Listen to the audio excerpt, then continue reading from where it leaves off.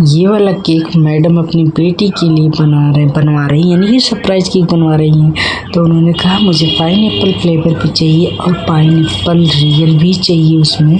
तो मैंने कहा ठीक है, बिल्कुल मैं बना के दूँगी और मैं ऊपर भी रखूँगी, क्योंकि फिर जब जो जिसकी जैसी डिमांड रहती है वैसे काम करती हूँ। तो अपनी तरफ से पूरी कोशिश करती हूँ। मैंने स्पॉन्ज रेडी किया, फिर फिलिंग करके रख दी, क्रम कोट वगैरह करके। फिर मैंने एक चोटी की डिज़ाइन दी, फिर रोज़ फ्लावर बनाया, तो रोज़ नोज़ल से फ्लावर भी बनाया। चोटी की डिज़ाइन देते हुए इस पे डिज़ाइन दे रही हूँ, यानी कि मुझे लगा कि बच्ची को भाई उसी हिसाब से बनाऊँ, और क्योंकि मैं अच्छे से जानती हूँ तो मुझे लगा चलो भाई सरप्राइज़ केक है तो फिर इतनी अच्छी बना के दूँ और बिटिया को एक अच्छा लुक और डिज़ाइन चेंज करके देने की पूरी कोशिश है। तो फिर मैंने लिया रोज़ नोज़ल से, फिर मैंने नीचे भी रोज़ बनाया। एकदम प्यारा सा बड़ा सुंदर सा केक कंप्लीट बन के तैयार हुआ है। मतलब इतना देखने के बाद लग रहा है क्या करूँ इसका, इस तरीके का डिज़ाइन। फिर मैंने लटकन से उस पर लटकाना शुरू किया, यानी कि झालर बनाया।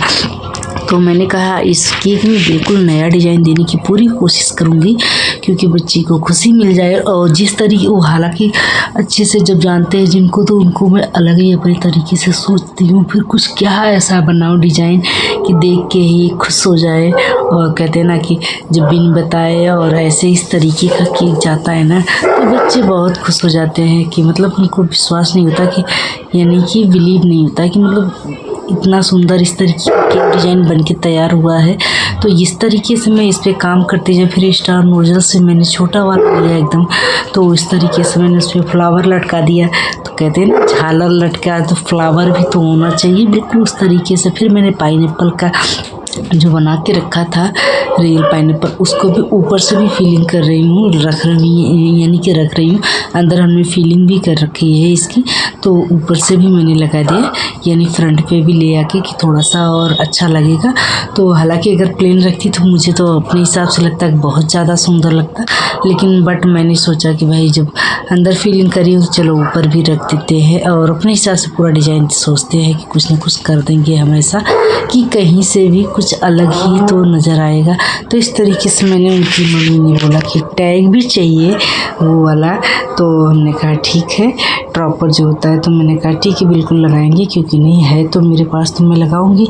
फिर मैंने चॉकलेट गार्निशिंग बनाया, तो इस तरीके से 2-3 तरीके का डिज़ाइन मैंने फटाफट करके रखा, क्योंकि मैं हमेशा सोचती हूँ जिस केक का जैसे डिज़ाइन कलर हो उसी हिसाब से पूरी कोशिश रहती कि डिज़ाइन बनाने की। तो ये इस तरीके से मैंने इस पर गार्निशिंग भी लगा दी। अभी तो और काम करेंगे, यानी कि स्प्रिंकल्स वगैरह भी हम लगाएंगे और टैग भी लगा दे रहे हैं हैप्पी बर्थडे का। तो पूरा एकदम कंप्लीट करके हम केक को सजा के डेकोरेट करके रखेंगे। तो ये हमने स्प्रिंकल्स ले लिया कलरफुल, थोड़े से गोल्डन बॉल्स, थोड़े से स्प्रिंकल्स कलरफुल। तो ये सारी चीज़ों को मैं ले ली हूँ और इसको मैं डालती जा रही हूँ। तो एक मतलब कहते हैं ना कि सुंदर सा लगे, वो पूरी कोशिश रहती है हर केक में।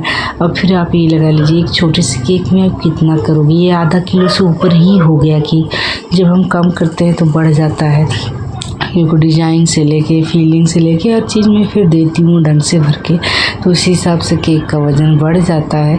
तो इस तरीके से इसका पूरा डेकोरेशन किया।